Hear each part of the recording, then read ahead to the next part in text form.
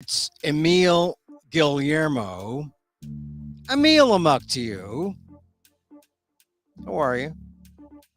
A little late today because for some reason I thought we had a power outage and things went kind of goofy for a while and I had to figure it out. And now we're on. We're on live with you. This is Emil Amok's Takeout, my takes on all things considerable. No lanyap, that little something extra, no lanyap today. The show is the something extra. Anyway, no, it's what a busy news day. First of all, as you know, I'm an Asian American Filipino, and that was like the first thing that I saw on the news feed that the Philippines is having a major earthquake. 7.3. I'm in California. I know what 7.3 is like, or at least I know what 7 is like. That's a California-sized major earthquake.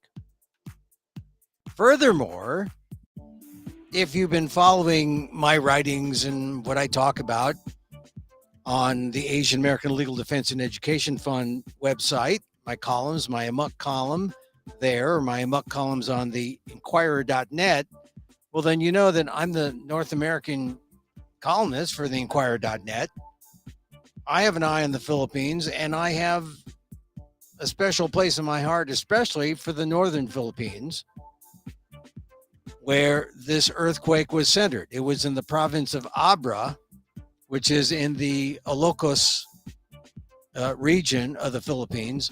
I'm from Ilocos Norte, or not my family is, but Abra, the province of Abra, they're Ilocanos there. It struck at 8:43 local time in the Philippines, and 7.3, big earthquake. This is according to the Philippine Institute of Volcanology and Seismology. Apparently, their numbers are a little different from the U.S. Geological Survey, which listed the earthquake at a 7. So what is this? I guess this is Philippine earthquake inflation, I guess. No kidding matter, though.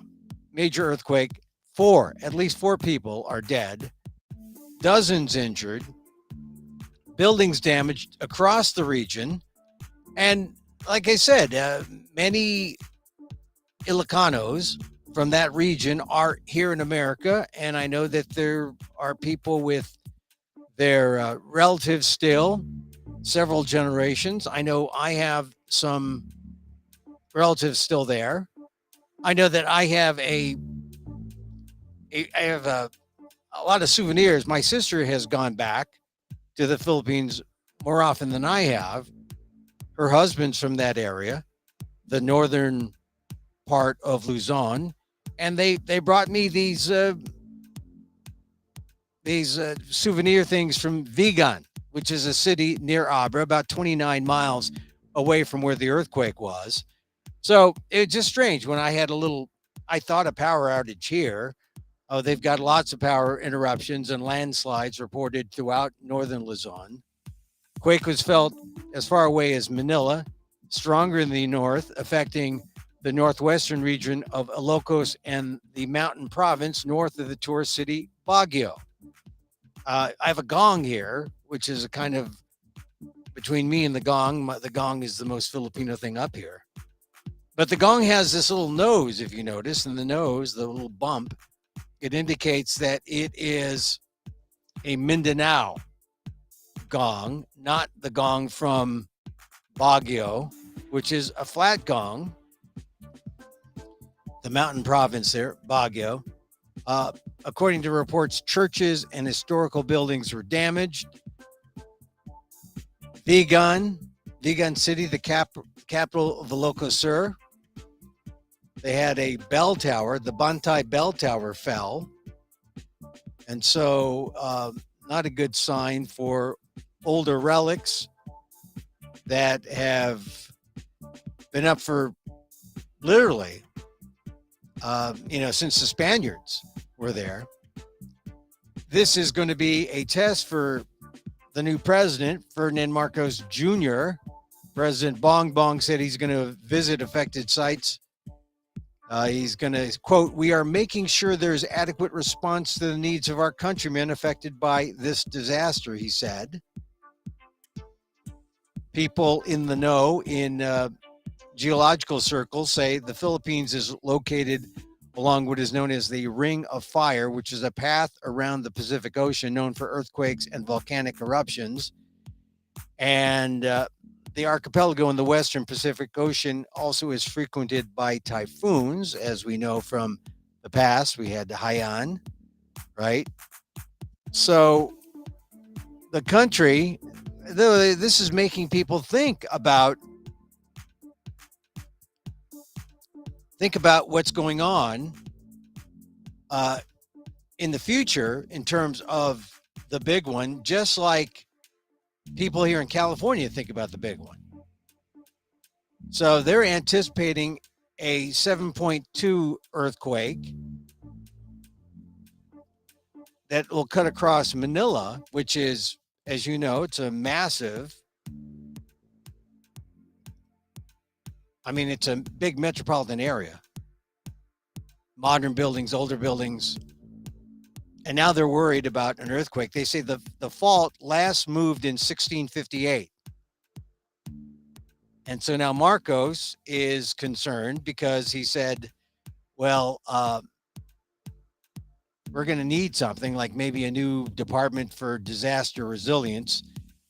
He says, this is a quote from the Washington Post that reported there from Marcos. Quote, "I don't like to say it, but it looks like this will be more frequent. We need more capability than we have now. Of course, this is going to make issues of climate change, issues of, disaster preparedness. They're already worried about how the oceans are going to be affected. So this is not a good, auspicious moment for the Philippines. And we hope that the death toll is limited. Right now, only reports of about 4 people dying, at least 4, dozens injured.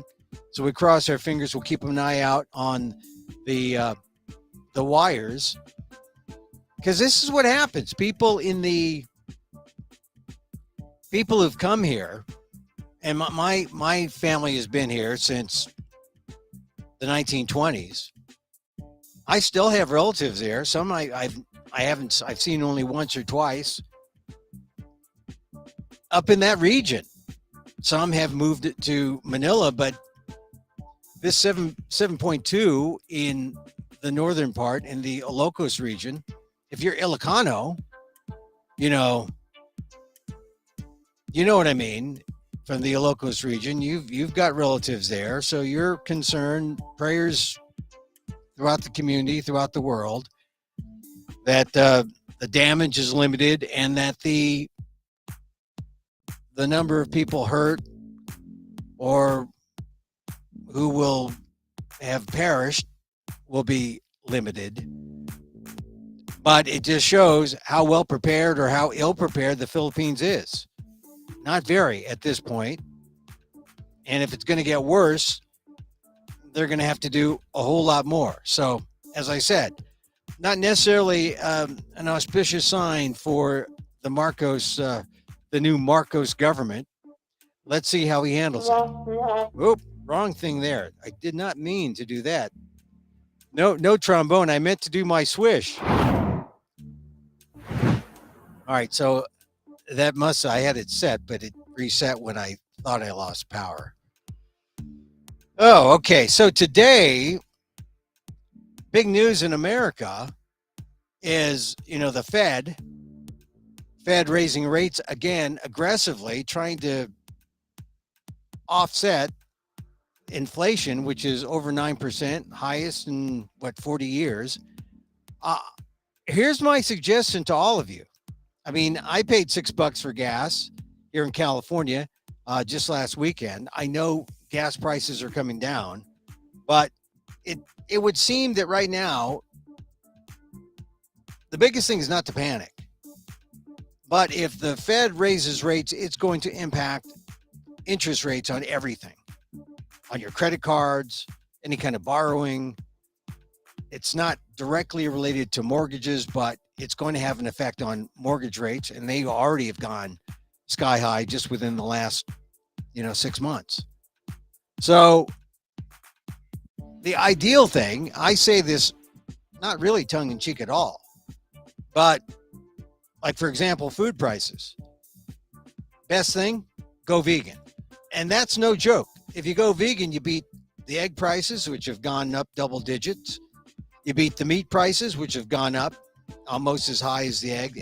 For some reason, the egg prices have gone up higher. If you're vegan, that's no dairy. Well, thanks, Emil. You're saying go to the grocery store and buy nothing. You're saying if I'm vegan, I can't buy. No, that doesn't mean that. There's lots of things you can buy, but this may be the time for the beans and rice diet, the vegan beans and rice diet. I'm not talking about, you can. I bought some heirloom beans the other day, not canned, cooked them up in my pressure cooker. This may be the time to try that vegan diet. Cut down on your meat and dairy consumption. Try veganism, and you see if that doesn't help your grocery bill. One of the things about that some economists have pointed out, that like you go grocery shopping, you say, okay, inflation's up 9%. And some prices, like for individual things, have gone up, like eggs, like 13, 14%, something like that. But there are individual items that you buy that come from all these different things. Like, they might have different ingredients. So a bag of potato chips. Someone was reporting that a bag of brand name potato chips have gone up in price by about 30% plus. So don't eat that kind of inflationary impacted foods. This is really a time you're going to have to be more mindful about everything, how you shop, how you buy, maybe how you consume everything, because it's going to be pricey. I paid down some bills because I thought, okay, if the interest rates are going to go high, I want to make sure I pay down debt where I can to a limit. But this is kind of belt tightening. And even though I suggest all these things, spending less, dumping debt to the degree that you can, we do have a period that we're in where the unemployment rate is the lowest it's very positive. So it's very strange right now how all the different signs, but the one sign that people are reacting to is that inflation is at 9%. And then, of course, here's the thing. When inflation is high and people are being hit in the pocketbook, they start panicking politically. And they start doing things like saying, well, we gotta blame the president, blame President Biden. It's not Biden's fault. He's also limited in what he can do. Thank goodness he's back on the out of isolation. He was in the Rose Garden giving a talk today, telling people, hey, he's back. Don't forget there's free vaccinations. You can get Paxlovid if you need it, and you can get tested. I mean, he's become the poster boy for trying to deal with the pandemic. One thing, though, you might notice that Biden did not do. He didn't thank his vice president. I mean, he thanked he thanked his doctor for, hey, thank you, doc. I tested twice. I'm negative, so now I'm out of isolation. I think this is critical because as people start pointing the finger at Biden, start saying, yeah, get Biden out. I don't know if that's the answer. But you notice how Biden kept working. He kept working, and Kamala Harris, I know she was somewhere. She's out there, out in the hinterlands, trying to build up her base, but you don't see much reported on Kamala Harris. In fact, there was a big opinion piece in the New York Times saying Kamala Harris is stuck. And frankly, I think this was Biden's. I don't think Biden is trying to put a thumb on Kamala Harris. But with all the polls that are negative about Biden, like what, more than 60% of the people say someone other than Biden they want. People are getting tired of this inflationary trend, and they're blaming Biden. Approval rating in the 30s. I think Biden likes Harris, but Biden doesn't want people to say, "Hey, thank God we have Vice President Harris." And it was noticeable to me that he didn't thank Vice President Harris in the Rose Garden. He didn't even have her near him. So I don't know what that means for Vice President Harris, but it does mean if the Democrats are looking for someone else, they don't have much of a bench right now. I mean, the bench includes what? Pete Buttigieg, the transportation secretary. I saw a poll that was out that said Pete Buttigieg was ranking as a potential rival, for 2024. Harris was on the list, but Buttigieg was double digits, like 17%, something like that. Harris was only like 6%. And who was up there? Well, it was all the people who were running last on, like Amy Klobuchar's name was there. And right next to Amy Klobuchar, Governor Gavin Newsom of California. Kamala Harris's old buddy. And what did he do last week? Oh, he made some major announcement about going after ghost guns in California, made a major announcement about using the Texas abortion laws tactic against pro-gun people so that private citizens can sue gun manufacturers. Gavin Newsom, the governor of California, is making a move. And he's got to be subtle because Joe Biden is still president. But it's interesting that all this presidential politics stuff is now emerging. And really, what I was thinking about today was, where's Kamala? Where's Kamala? I think if you're Asian American, you want to support Kamala Harris. Don't you? I think. I think. Asian American, African American, female, first female vice president.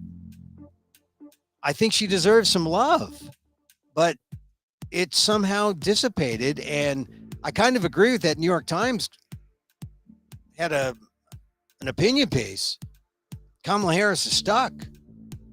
Anyway, I'm going to talk about this Asian American voter survey, more about that, because it's important. Because we're talking about politics, it's important. But people want to know, well, where do Asian Americans stand? What do Asian Americans think about the issues? So I'm going to talk about the AAVS, the Asian American Voter Survey. I do want to quickly mention all the Trump stuff that has broken since our last show. I mean, I do this show at 2 p.m. Pacific, and I wasn't able to see the Trump talk, Trump and Pence together. Well, not together, but in Washington, within the city limits, stumping and talking and campaigning and trying to be the standard bearer, which I think is really strange right now, considering that the House and the January 6th Select Committee is seeing how quickly they can tie Donald Trump on a criminal basis to all that happened on January 6th. I mean, this is the big disconnect, and maybe this is the making of the new 21st century 2024 gaslighting project or something. How can we have all that we saw on the January 6th Select Committee hearing last Thursday, where essentially Liz Cheney comes out and says, look, how can this man be ever qualified to lead or to have an office of responsibility in our great democracy? He is unqualified. He is not fit for office. And yet here he is stumping to this America First group in Washington yesterday. That was a real, it's a strange coincidence of events. You've got the Washington Post reporting this morning, headline, Justice Department investigating Trump's actions in January 6th criminal probe. People familiar with the probe said investigators are examining the former president's conversations and have seized phone records of top aides. This is a Washington Post exclusive, and you got to read at least the first three graphs, right? Justice Department investigating President Donald Trump's actions as part of its criminal probe of efforts to overturn the 2020 election results, according to 4 people familiar with the matter. Okay, 4 people. I'm sure many of them are unidentified, but 4 people are talking on the record to reporters. It's a big deal. This is journalism, right? So some people say, I don't buy that. You got 4 people talking about this. The Post isn't making this up. Prosecutors who are questioning witnesses before a grand jury, including 2 top aides to Vice President Mike Pence, have asked in recent days about conversations with Trump, his lawyers, and others in his inner circle who sought to substitute Trump allies for certified electors from some states. Joe Biden won, according to 2 people familiar with the matter. Both spoke on the condition of anonymity to discuss an ongoing investigation. So we got leakers here, which is actually a good thing. Call them patriots. We need to know that this is going on. And yet, as this is going on, look at what's happened. Trump's in Washington saying, hey, I've got my ideas for the country. If you didn't like my January 6th ideas, oh, wow, you're definitely not going to like these. But those of you who liked my January 6th ideas, buckle up. I mean, that's the strange thing about this here. One last graph from the Washington Post exclusive. The prosecutors have asked hours of detailed questions about meetings Trump led in December 2020 and January 2021. His pressure campaign on Pence to overturn the election, and what instructions Trump gave his lawyers and advisors about fake electors and sending electors back to the states, the people said, which makes you wonder because, the fraud is if these fake electors made up things on their certificates of election, signed something falsely, fraud, criminal. This is where the investigation is going on the part of the Justice Department.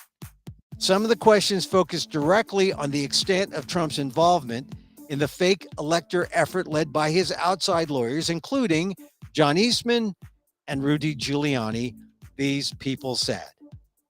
In addition, Justice Department investigators in April received phone records of key officials and aides in the Trump administration, including his former chief of staff, Mark Meadows, according to 2 people familiar with the matter. So there you got the 4 people that are feeding the Washington Post, but you know what? It could be the same too. Although they did say 4. They were 4 people. They're all anonymous. But, they're heroes because there's no reason why we should be kept in the dark. We should know that this is happening. And we should know, of course, this isn't going to stop people from saying, oh, yeah, Trump 2024. There are people who believe that. And in last night, the Post filed this story about the speech that Trump gave yesterday. As Trump speaks in Washington, his allies prepare for a second term. A constellation of think tanks, political committees, and other Trump supporters are already working on a government in waiting if he wins re-election in 2024. Do you see how crazy this is? Do you see how, I mean, on the one hand, the Congress is giving us all this good information, right? In the hearings, and we should be saying, yeah, Donald Trump does not deserve to hold office. On the other hand, there are people who may not like Trump and who may instantly want to distance themselves from the man who might be under some kind of criminal investigation. Ultimately, right? Maybe not now. They got those 4 anonymous people saying that. But here's the strange thing. You got Trump, if he is under investigation, would people want to vote for a man for president who's under investigation? Well, he's Make America Great Again. He's the guy with the plan. No, he's the guy who exploited the working class and other people who are disaffected in our society, and they saw him as their voice. He was able to corral that negative energy that's in our country, in our society. And now that he has been, he's sort of the master at this. But if there's any kind of criminal culpability, these allies would dump him in a second. And you know what? There are Trump clones waiting to take over for Donald Trump. You just know that is true. They are willing to dump Trump, but not Trumpism. And that's the fear. Is it Trumpism without Trump? Well, is autocracy if someone else holds the hammer that he puts on people's heads? Is it still a theocratic autocracy if it's another white conservative Christian who is out to divide the country as well as Donald Trump? Maybe even better, because you might get an actual Christian versus Trump, who is, he goes through the motions, but you see him in a church, but I don't know for what reason. So I just think this is a real fear that we got to deal with. But the Post, 3 graphs from the Post story about Trump speaking yesterday. Former President Donald Trump returned to Washington on Tuesday for the first time since leaving office to deliver a dystopian speech that encouraged, quote, tough, quote, nasty, and mean new responses to violent crime and the forcible relocation of homeless people to quickly built tent cities in the suburbs. There you go. Push them out to the suburbs, the new suburbs, the homeless camps. Instead of dealing with them, shove them away. This is Donald Trump's idea of a social program. The address, dripping with violent imagery of, quote, streets riddled with needles and soaked with the blood of innocent victims. Death penalty sentences for drug dealers and detailed tales of rape and murder marked a return to the shocking rhetoric that Trump deployed in his 2016 campaign as he considers launching another presidential bid as early as this fall. No doubt. I think he's going to do it, right? He goes up there. Now, quote, now some people say, oh, that's so horrible. No, what's horrible is what's happening now. He said of his plan to relocate homeless people to the outskirts of urban areas. He proposed additional funding for police, additional jail time for immigration violations, a return of stop and frisk, an end to most early or electronic voting, and new restrictions on medical treatment for transgender youths. So it's homophobic, it's anti-democratic. When you want to end most early or electronic voting, you're anti-democratic. You're trying to limit democracy. That's not what we should have. Limit them as the country grows and people of color, you want to limit democracy. That is anti-democratic, but that is what Trump is saying in his speech yesterday. A return of stop and frisk. If you lived in New York, you know what that's about. That's authoritarian, autocratic. Additional jail time for immigration violations. You know, there used to be a day when criminal violations were one thing, immigration law was another thing. Criminal law, immigration law were not considered. They're two different things. And now there are people who equate, immigration violation is criminal. Criminal law, murder, criminal. They all seem coming out of the same pot. That didn't used to be the case. So, of course, he wants additional funding for the police. I guess he hasn't been watching the things that happen in Uvalde, where you have hundreds of police and one gunman, and no one did anything. So I guess additional funding wouldn't be to put more police out there. Well, we do need better policing. I just think you can't blanket generally say, more funding. You got to think about what that funding goes for. Anyway, this was Trump at the America First Policy Institute, this think tank that he helped to fund. And President Biden pointed out that Trump had played a central role in fomenting the violent attack on January 6th. So thank goodness, because you read this story, Trump, how can Trump be saying this when just last Thursday, we're getting all this juicy information about January 6th and what Trump did or didn't do, how he stood there, how Republicans, conservative news orgs, New York Post, Wall Street Journal, WSJ, as much as said, this man's unfit.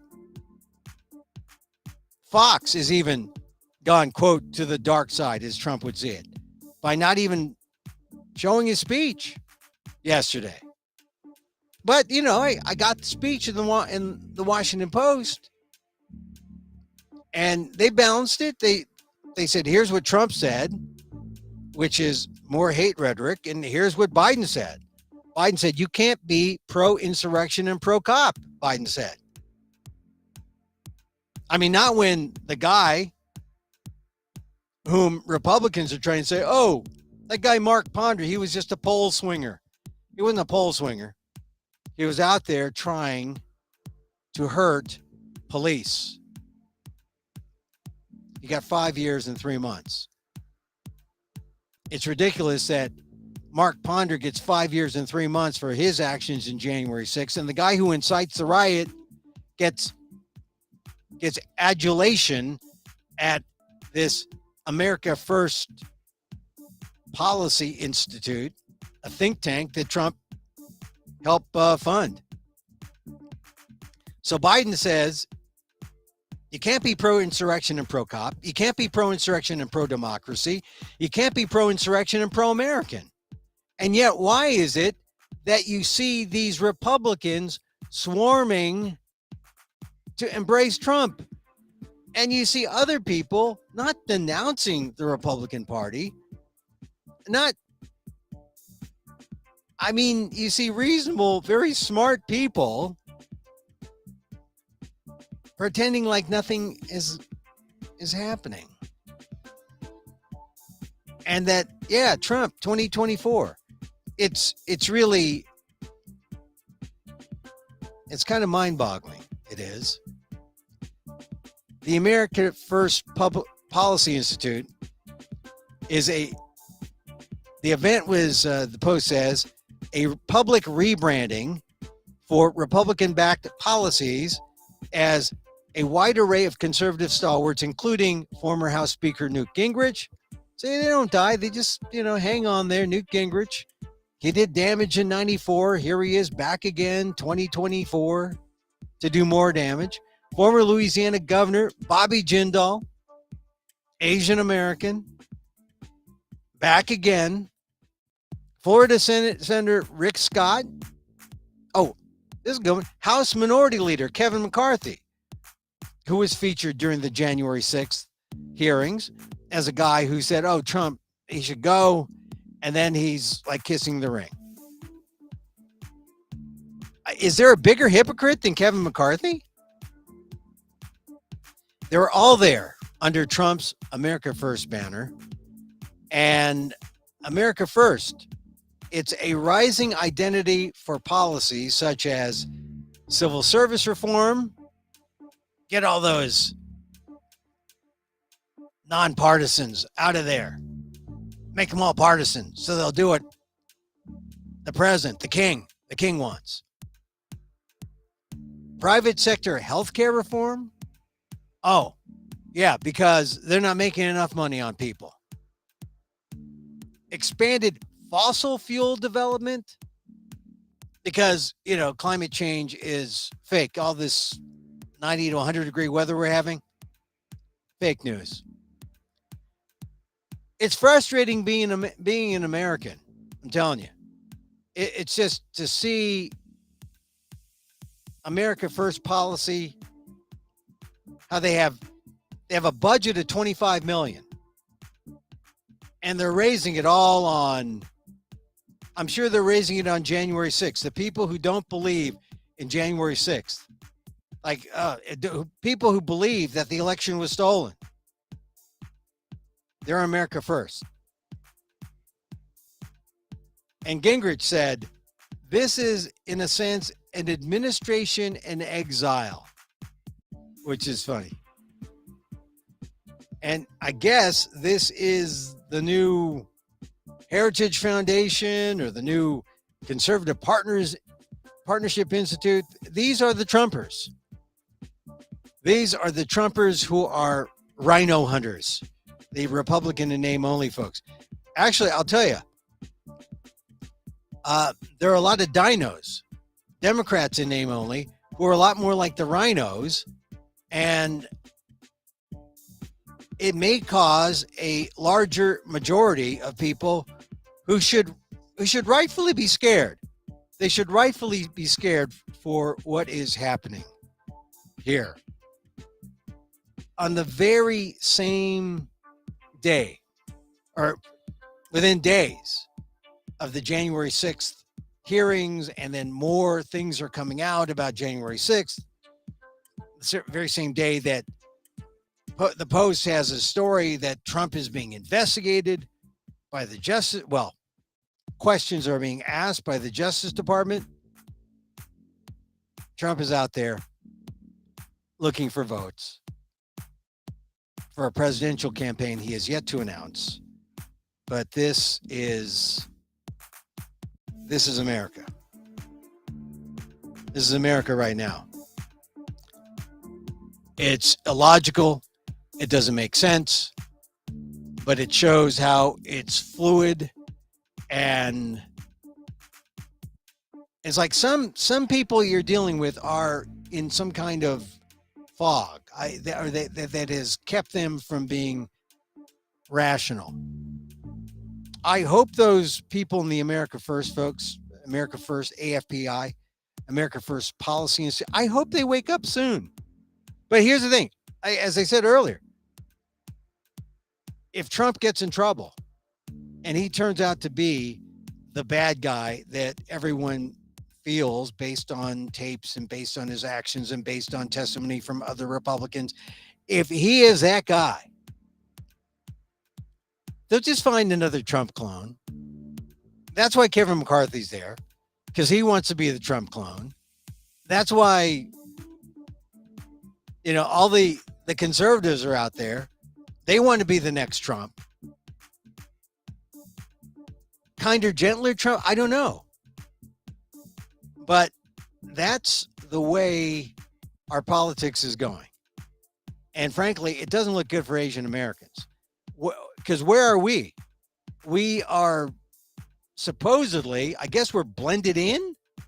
I guess this is the importance of the Asian American voter survey, which I just love to go over because it's just filled with data, and I cannot go over it enough because there's just so many insights you can draw. Because the fact is, I mean, Asian Americans have been genericized. We've been said to be, you gotta assimilate Asian Americans because we don't want you to be your own selves. I mean, that's the message from the Republican Party. Be assimilated and be like us. And the problem is, it's not that simple.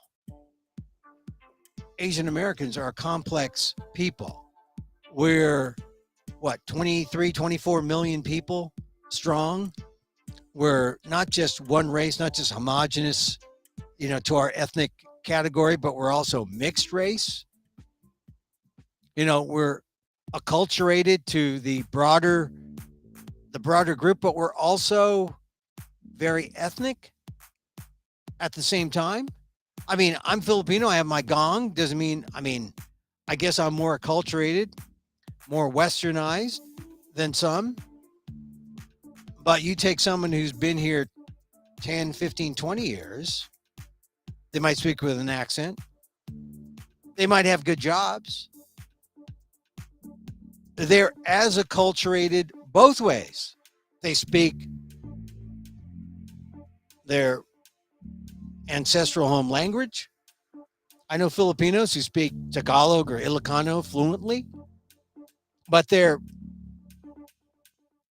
as acculturated to Western norms as they are Filipino. It's not just food, it's outlook.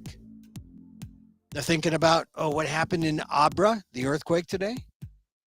So we're complex. The Asian American voter is complex. And the great thing about the Asian American voter survey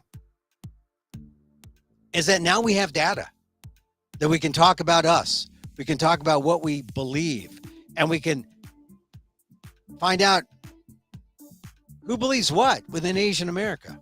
Is that umbrella that we're under, and that big Mai Tai drink that we all sit in, the umbrella of Asian America, is it too broad? I mean, we all think alike then? No. That's the thing about having data. We create, or we bust up the old stereotype, and not that we create new ones, but we let people see how nuanced a group Asian Americans are. That's significant. So I'm going to talk about the Asian American voter survey in a second. I just want to bring up one thing that I talked about yesterday. It's important. I talked about Mark Ponder, the man who was sentenced to 5 years, 3 months in prison. I didn't know he was African American. I just said he was a man in his 50s and who lived in Washington, D.C. I got it from the AP story that I shared with you. Now, little did I know that Mark Ponder, because I saw some television and some other reports later, Mark Ponder is an African American. It made me think, what is a guy like Mark Ponder doing supporting July 6th? And it goes to what I was saying about how Trump and Trumpism attracts all those who are disaffected, who don't feel heard. They are mad. They see in Trump a man who's going to speak for them, who's going to fight for them.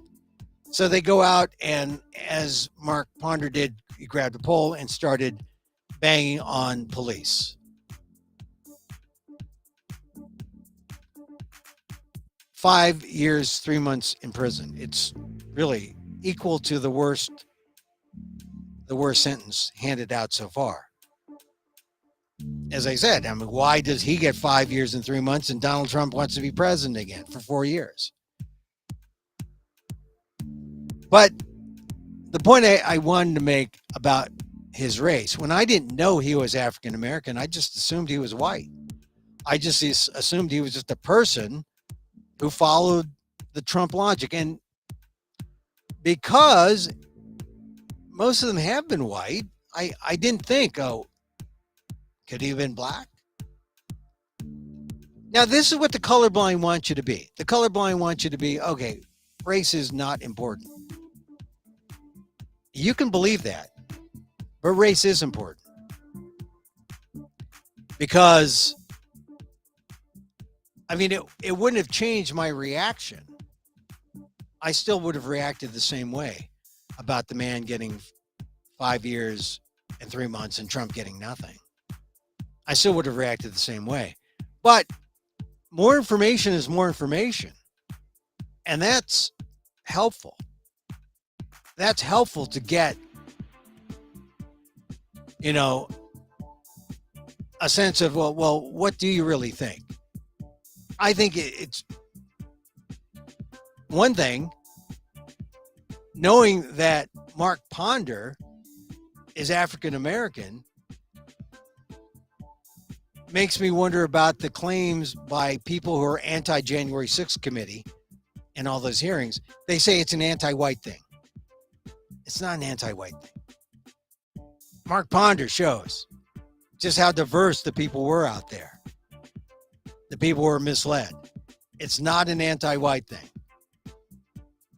But it does show also what a lot of the Trumpers want. They want you to think in a kind of this bland, we're all generic, and they don't want to acknowledge the multicultural aspects of America. They don't want you to think about Asian American voters. They don't want you to think about African Americans, Asian Americans, Latino. They don't want you to think that. And why? They don't want you to think that because, well, you saw how whites as a group in the 2020 census is like down 10% over the last 10 years. And you see how all the other groups, the browning of America has taken place in the last 10 years since the 2010 census. The 2020 census, it shows America is going toward this diversity. How do you fight that? You say, oh, we're not going to allow it. We don't want you to think about it that way. We don't want you to have individual identities. Oh, identity? You're just American. America first. That's a problem. And one of the things that I've advocated as a member of the ethnic media, as an Asian American journalist, is, hey, wait a minute. We're here. We have a perspective. We need to be heard. And you need to know us. You need to know about where we stand and what we're thinking, right? I mean, today the Asian American Journalists Association is starting their conference in LA. Unfortunately, I can't be there, but I've always long been a supporter. Good luck to them.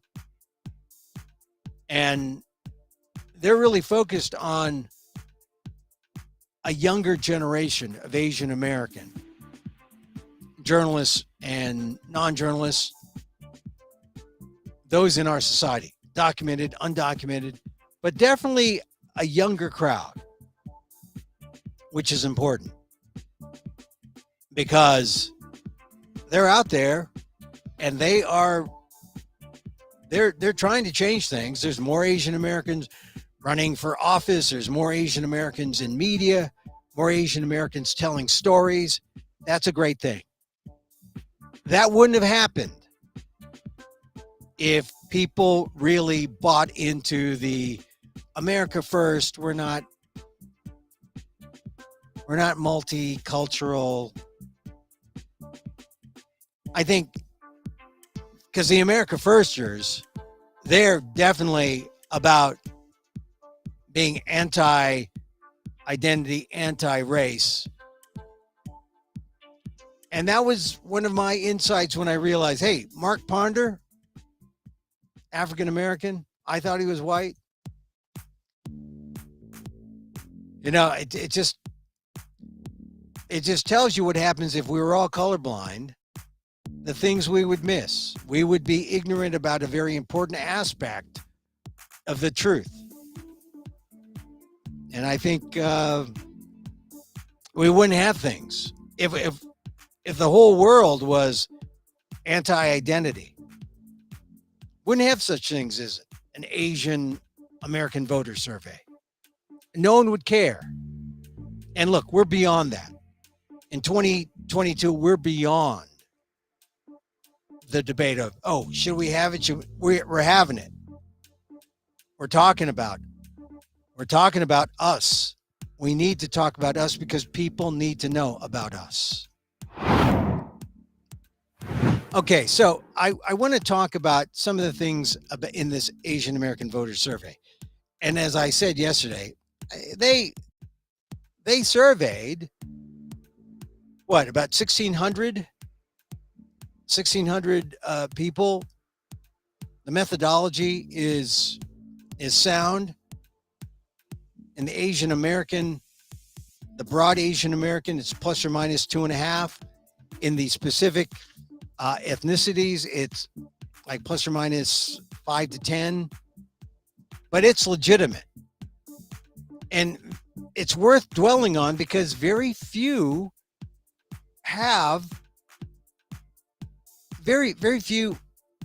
ask Asian Americans anything. What do Asian Americans think? You don't know. I can tell you what I think. I'm a sample of one. So this is on some of the policy things. I'm just going to go on the highlights. On spending on law enforcement. This is kind of important. Please tell me if you agree strongly, agree somewhat, neither agree nor disagree, disagree somewhat, or disagree strongly. Here's the statement. Local government should shift spending from law enforcement to programs that address economic and social issues for minorities. This is tough. Asian Americans disagree strongly. 15%. For the most part, most Asian Americans agree strongly, 25%, or agree somewhat that spending should shift to address economic and social issues for minorities. That's a big shift. Oh, wait a minute. Local government should shift spending from law enforcement to programs that address economic and social issues. All right. 15 disagree strongly with that. That means if 50% agree somewhat or agree strongly, that means that local government should shift spending from law enforcement to programs. So most people want social spending. Okay, this is a word thing, but I'm looking at the graph. More people agree with that. That means they want the shift in spending.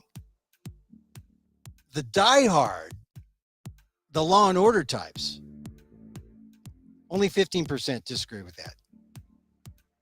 So who are the ethnics who want law and order?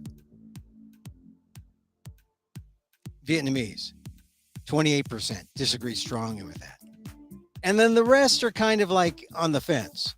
But I'm surprised. Most people on law enforcement spending who are Asian American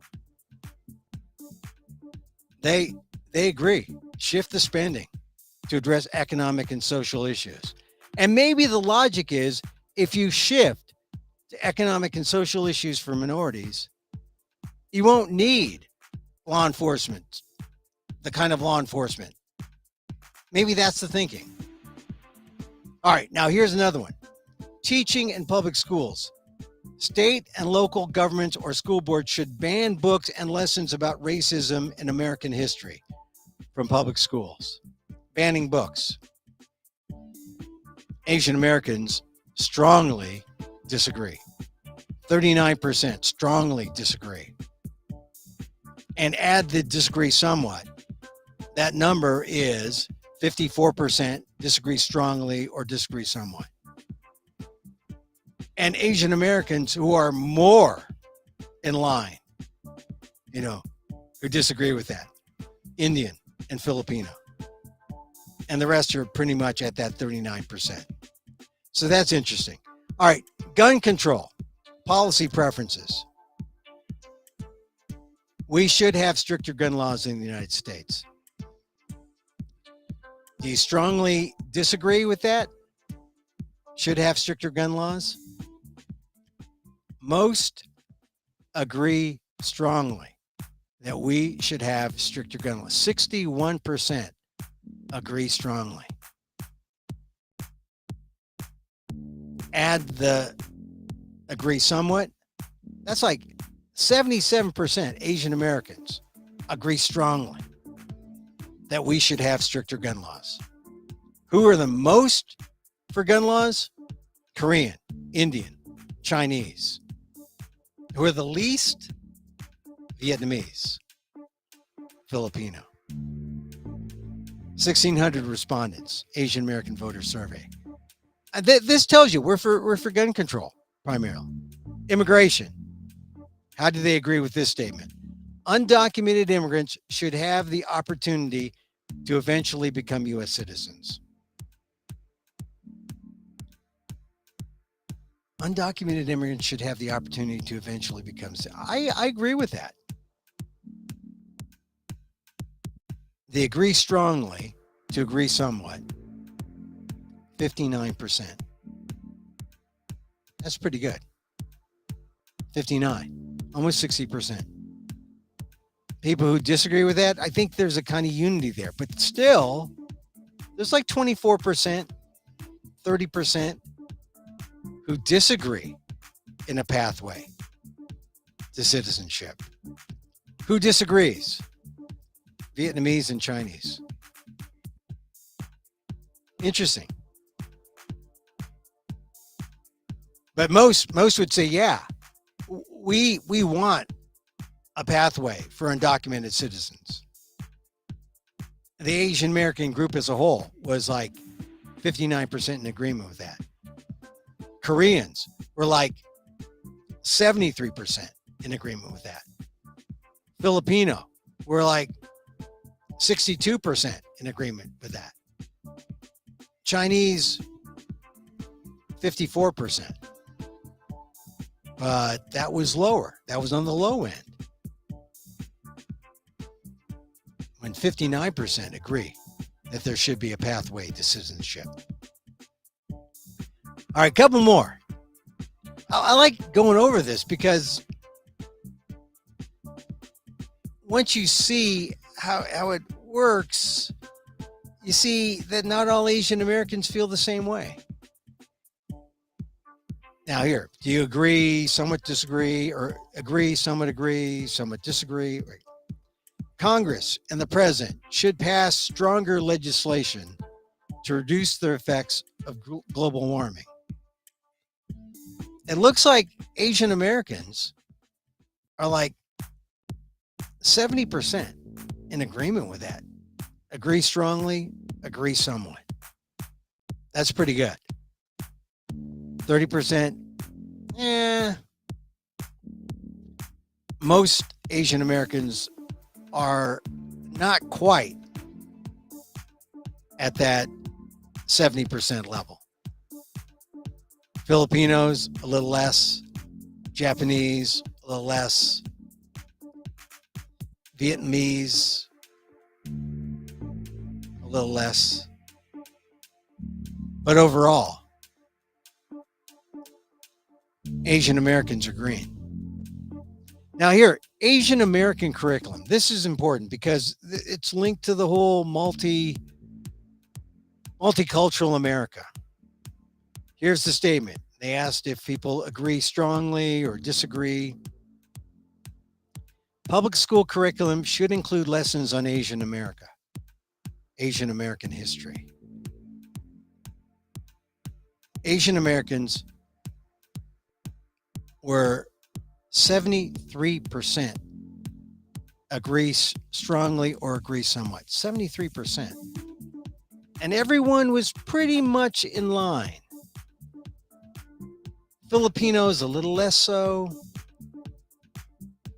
but that's a good number, 73. Vietnamese, 66. Filipinos, about 61, so a little less. But it's like the majority, the vast majority agree strongly or somewhat that Asian American curriculum, you need it in the high schools. Public school curriculum. Now here's another question. Public school curriculum should include lessons on Asian American history and the histories of other non-white groups. I guess that includes Black, Latinx, First Nation. Asian Americans were about 73% in favor of that. Who was less so? I think everyone was sort of in line there. No one said no. Just us, no one else. So there's an alignment there, a coalition.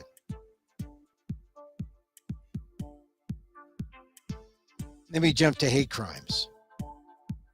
For each of the following, please tell me whether you worry about this often, somewhat often, sometimes, or almost never. Experiencing hate crimes, harassment, and discrimination. It's funny. Asian Americans, 25% said almost never. And 31 said sometimes. But 25 said almost never. So it's like 25 to 30%. It's consistent. People said, I never think about this. That's kind of unusual, I think. Because I think that would be like, if it was really alarming, people should be thinking about it like 80 or 90%. But there were a lot. There's almost 25% up and down the line. He said, I don't know. So the sometimes, somewhat often, very often. Oh, excuse me. Very often. Very often was 30%. Sorry, I misread that. Very often, 30%. And then 70% is in the divided up between 30% who almost never, and about another 30% he says sometimes, and another 10-15% he said somewhat often. So as I said, the sometimes, somewhat often, and the very often, that's the majority. But so maybe that's kind of positive, that there are 20 to 30% of Asian Americans who never think about hate crimes, harassment, and discrimination. Almost never. So here, worry about hate crimes and House vote choice 2022. Now that has to do with the specific. You know, some of these, you know, you got to, when you look at them, it can be tricky. Here, policy preference, affirmative action. Do you favor or oppose affirmative action programs designed to help Black people, women, and other minorities get better access to education? Now, this is actually simpler and not divided up. 69% of Asian Americans favor affirmative action. Only 19% are opposed, and 11% don't know. Extremely in favor, Korean, 82%. Extremely in favor, Indian, 80%. And then everyone else is sort of like, we're close to the Asian American standard. Vietnamese, 67%. Filipino, 67%. Japanese, 65%. Chinese, 59%.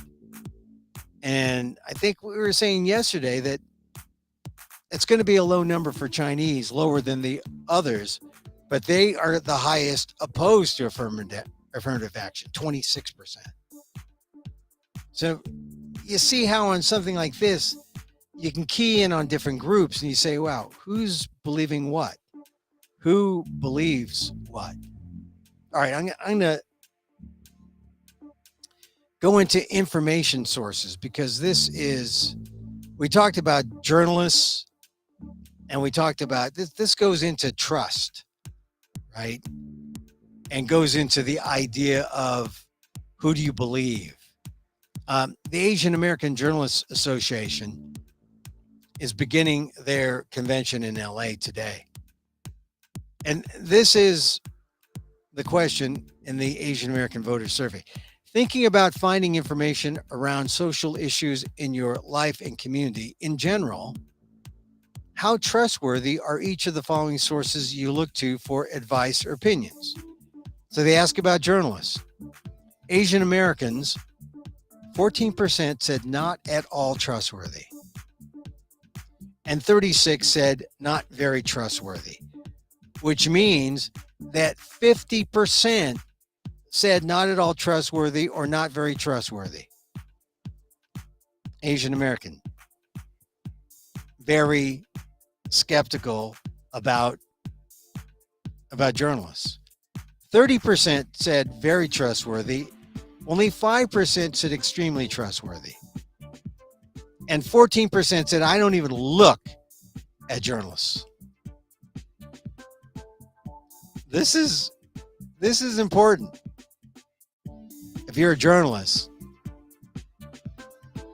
the skepticism that other groups have shown journalism, Asian American voters don't even look. Half don't even look. Or half said not at all trustworthy.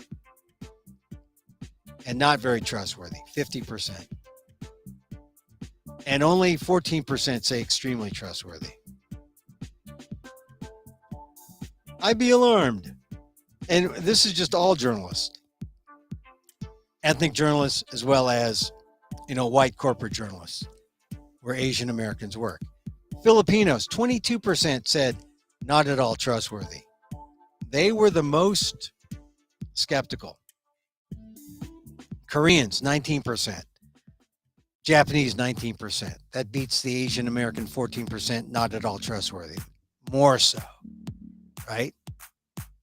So this is bad. Now, which group finds journalists very trustworthy? The Chinese. 38% of the Chinese found journalists very trustworthy to extremely trustworthy. And that was the highest of all the groups. Oh, excuse me. I misspoke.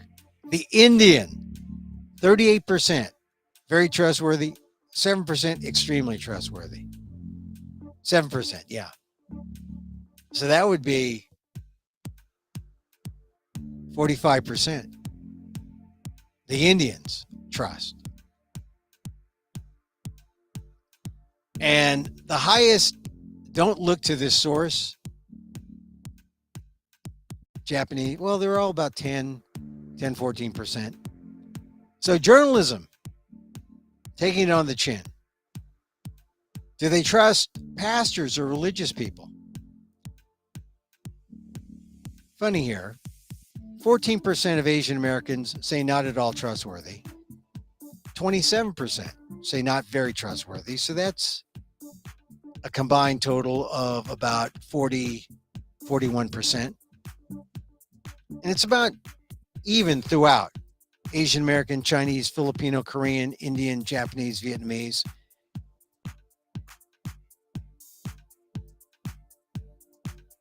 But get this, don't look to this source. 48% of Vietnamese don't look to pastors or religious leaders. 34% of Chinese don't look to pastors or religious leaders. It's high on that end. So you could not trust them, you could trust them. But the surprising thing here for me is the number of Asian Americans who don't look to pastors or religious people, religious leaders, for their opinions on social issues in life and community. The Vietnamese, most distrusting, Chinese next with 34%, but Vietnamese 48% say no, not pastors. Asian American community organizations. Oh, you think like maybe AAJA or the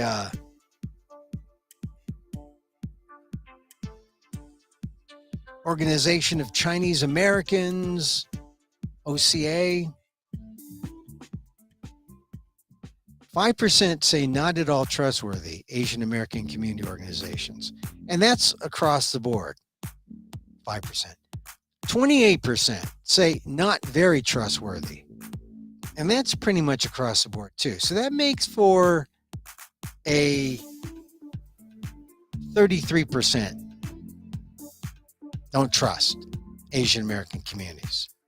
Funny, the highest is the Indian community. Oh, actually, they're both 31, Chinese 30, Korean 32. They're all about the same. 30% don't trust to not at all trustworthy. Very trustworthy. Who's most trusting? It looks like the Japanese are the most trusting. It's only like 30. And then, once again, there's a category, don't look to this source. Vietnamese, 44% don't look to Asian American community organizations. 44 by a wide margin. They're greater than the 28% of Asian Americans who don't look to Asian American community organizations. 44 Vietnamese. So something about the Vietnamese community that says, we don't trust them. Sources of information, local government leaders. Who trusts the government? This is important. Not at all trustworthy. 12% Asian American. And that sort of is in line with everyone. 17% Japanese, a little more. Filipino, 17%. And everyone else is in line. Chinese, only 8%. Vietnamese, 7%. Not very trustworthy. So that's like 40%. And everyone is in that 40%. Not very trustworthy. So that's not very good for local government leaders. That's like a 52% not at all trustworthy, not very trustworthy. So who believes in their leaders? Well, the broad Asian American category, only 29% of Asian Americans believe in local government leaders. And 19% say don't look to this source. So it makes you scratch your head. Asian American voters are saying this. Oh, once again, Vietnamese. 39% of Vietnamese said they don't look to this source. So it makes me wonder, who are they trusting? Because when it comes to the federal government, how trustworthy are each of these following sources? It's pretty much, it's about the same. 14% say not at all trustworthy. 39% say not very trustworthy. And it's pretty much in line with local government leaders. Federal government leaders, Asian Americans don't trust. Which, like I said, this is significant coming from an Asian American voter survey. Who do they trust? They don't trust federal leaders, local leaders. They don't trust community organizations, pastors. They barely trust the journalist. They trust professors and teachers. 44% said very trustworthy. Professors and teachers. And that's pretty much the high standard. Every Chinese, they trust professors and teachers. There's a fair amount of distrust, like under 25%, around 25%. But 44%, 53% among the Indian population, very trustworthy professors and teachers. And once again, only the Vietnamese don't look to the source. 41% of them say, hey, I don't trust them. So a couple more sources here. Immediate family members. This is who they trust. 44% of Asian Americans trust immediate family members. Very trustworthy. 22% extremely trustworthy. Who do you trust? Asian Americans, family members. So if a family member says that Trump is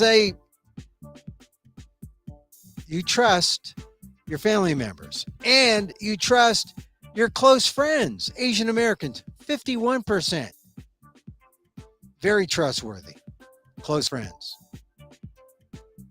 And it's higher, Indian, 63%. They can trust their close friends.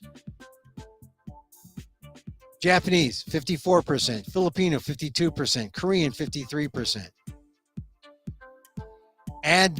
That's very trustworthy. Add extremely trustworthy. And that's the vast majority of people trust their close friends. More so than professors and teachers, and about on the par with immediate family members. We trust our families. We trust our friends. We don't trust anyone else nearly as much. And we don't trust journalists.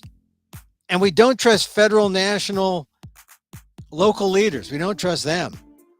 And we don't trust religious people. Family members. That's an interesting insight to pull from this Asian American voter survey. So I'm going to stop there. There's just so much to cull from this survey.